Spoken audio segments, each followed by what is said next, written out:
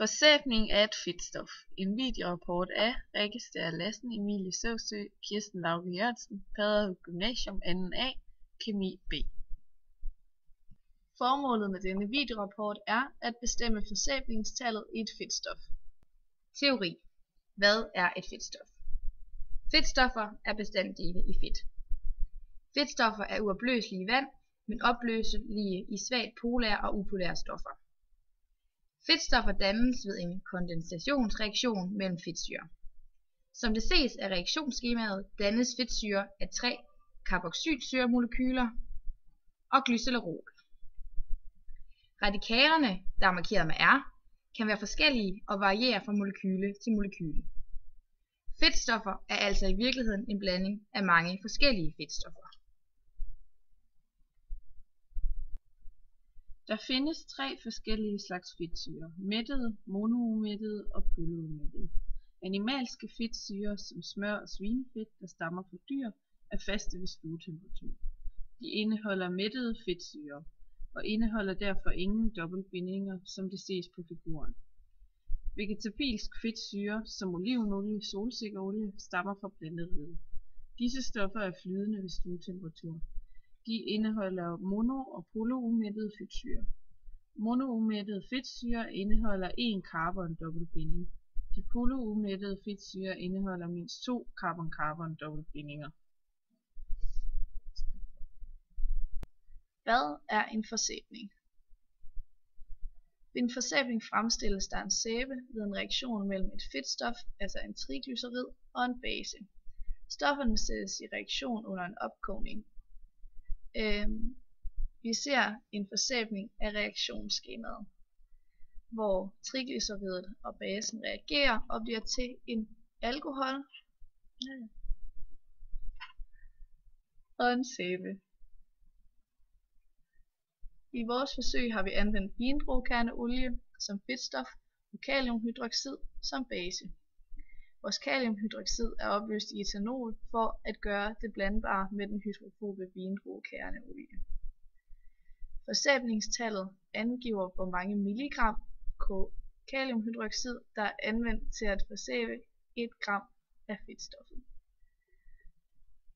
I vores forsøg har vi tilsat et overskud af kaliumhydroxid. Efter forsæbningen laves der en titrering, hvor vi bestemmer overskuddet af kaliumhydroxid. Denne titrering laves ved hjælp af HCl, altså saltsyre. Herefter laves endnu en titrering af 25 ml kaliumhydroxid.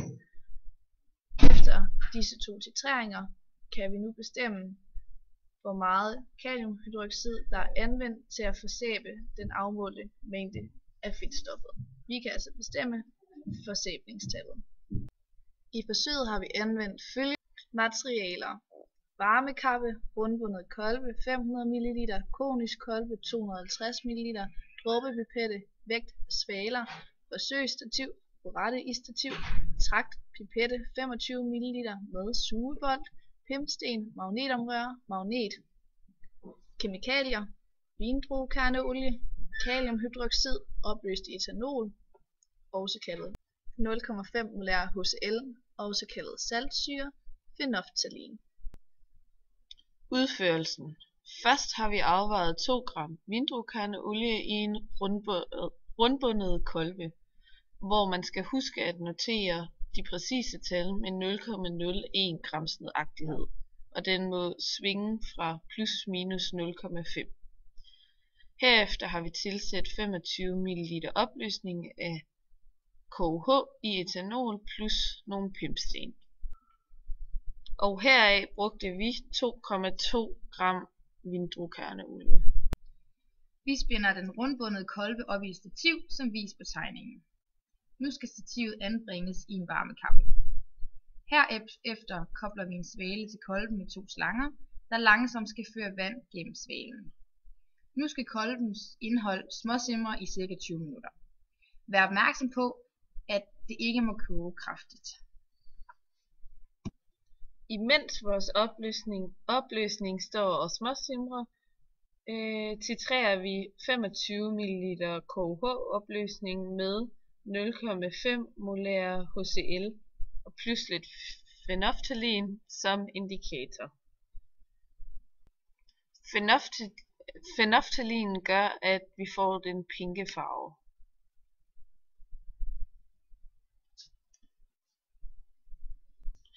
Når kaliumhydroxiden er færdig titreret, er væsken gennemsigtig til hvid. Efter forsæbningsblandingen har simret i 20 minutter, skal vi lave en titrering af overskuddet af kaliumhydroxid. Denne titrering foregår på samme måde som første titrering. Opgave 1. Beregn, hvor stor en stofmængde HCl forskellen udgør.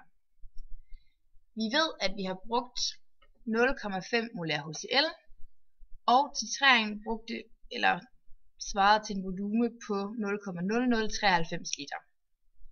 Her kan vi bruge formlen for stofmængde, som hedder N lig C gange V, altså stofmængden er lig med koncentrationen gange med volumen. Vi indsætter altså vores kendte værdier, N lig med 0,5 gange med 0,0093. Dermed er stofmængden lig med 0,00465 mol, altså at det er stofmængden af HCl forskellen udgør. Opgave 2. Hvor stor en stofmængde fedtstof er der i den afvejede portion fedtstof? Fedtstoffet og KOH reagerer i forholdet 1:3. I den første titrering fik vi 22,1 ml HCl, og i anden titrering fik vi 9,3 ml HCl. Disse to tal trækker vi fra hinanden og laver tallet om til liter. Så bruger vi igen formlen for stofmængden, altså N lig med C gange V, og indsætter vores kendte værdier. Her får vi så en stofmængde på 0,0064. Denne stofmængde skal vi så dividere med 3, da forholdet mellem fedtstoffet og KOH reagerer i forholdet 1:3, og så ender vi med en stofmængde på 0,00213 mol. Opgave 3. Beregn fedtstoffets gennemsnitlige molare masse. Vi kender i forvejen fedtstoffets masse, lille m, som er lig med 2,2 gram. Vi beregnede stofmængden tidligere til at være 0,00213 mol. Disse værdier indsætter vi i formlen for den molare masse, som hedder store M er lig med M over N. Vi indsætter vores værdier, som sagt, og får, at molarmassen er lige med 1032,86 gram per mol. Opgave 4. Beregn den molare masse for følgende udsnit af et fedtstofmolekyle. Først starter vi med at optælle de forskellige atomer. Hermed kan vi altså se, at vi har 6 C-atomer, 5 H-atomer og 6 O-atomer. Herefter kan vi finde den molare masse ved at kigge på det periodiske system, og vi ved, at for et C-atom er den molare masse 12,0, for H er den 1,008, og for O er den 16. Den endelige molare masse for fedtstofmolekylet beregner vi altså ved at sige 6 gange 12,0 plus 5 gange 1,008 plus 6 gange 16. Dermed får vi altså en molar masse for det følgende udsnit af et fedtstofmolekyle på 173,100 gram per mol. Opgave 5. Hvad er den gennemsnitlige molarmasse for et enkelt fedtsyreradikal? Vi trækker den molare masse af fedtstofmolekylet fra gennemsnittet af den molare masse. Altså 1032,863850 minus 173,1. Eftersom forholdet her er 1:3, dividerer vi altså vores resultat med 3. Dermed er den gennemsnitlige molarmasse for et enkelt fedtsyreradikal 286,59 gram per mol.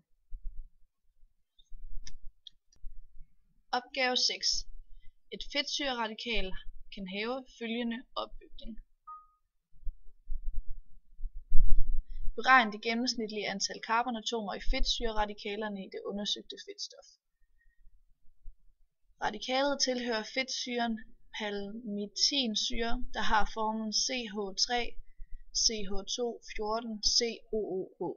Vi antager, at et gennemsnitligt carbonatom er bundet til 2 H-atomer, det vil sige, at det bidrager med 14 gram per mol til den molare masse. Vi dividerer dermed den gennemsnitlige molare masse for et enkelt fedtsyreradikal med 14. Heraf får vi, at den gennemsnitlige antal C-atomer i fedtsyreradikalen er lig med 20. Dette er en smule for højt, da antallet af carbonatomer normalt ligger på 16-18. Grunden til dette kan være, at saltsyren, vi har regnet med, har haft en lidt for høj koncentration end beregnet. Opgave 7. Hvad er forsætningstallet for det undersøgte fedtstof? Vi ved, at der er reageret 0,00640 mol KOH med 2,2 gram fedtstof. Hermed opstiller vi altså et skema for at lave mængdeberegning. Vi har altså nedskrevet fedtstof og derefter KHO, den molare masse for KHO, massen for de to stoffer og stofmængden for de to stoffer. Vi beregner os frem til massen M for KOH ved brug af formlen M lig med store M gange N. Og dermed er massen af det brugte KOH lig med 0,36 gram. For derefter videre at beregne, hvor meget KOH der er blevet brugt på 1 gram fedtstof, divideres denne værdi altså med 2,2 gram fedt. Dermed får vi en værdi på 0,163 gram. Dette tal ganges videre med 1000 for at få forsætningstallet i milligram. Dermed er forsætningstallet for det undersøgte fedtstof lig med 163,22 milligram. Opgave 8. Sammenlign resultatet med tabelværdier for forskellige fedtstoffers forsætningstal. Tabelværdien for vindruekerneolie er 176 til 192. Vores værdi er en smule mindre, for jo større molekyl bliver, jo mindre bliver forsætningstallet. Derfor hænger det godt sammen med, at vores forsætningsværdi er en smule mindre end tabelværdien. Der er en procentafvigelse på, som vi kan finde ud af via vores formel for procentafvigelse, som er teori minus målt, divideret med teori, tror jeg. Altså har vi en procentafvigelse på 11,3%. Opgave 9. Antag, at vi har et fedtstof med et forholdsvis stort forsætningstal. Består dette fedtstof af relativt store molekyler, eller består det af relativt små molekyler? Ud fra vores resultater og undersøgelser kan vi altså konkludere, at en molekyle med stort forsætningstal vil have små molekyler. Konklusion. Vi har opnået vores formål med denne opgave ved at bestemme vores forsætningstal til at være 163,22 mg. Der har været nogle få måleusikkerheder, der kan have indflydelse på forsætningstallet. Dette skyldes måleusikkerheder på pipetter og andre måleredskaber, som for eksempel vægten.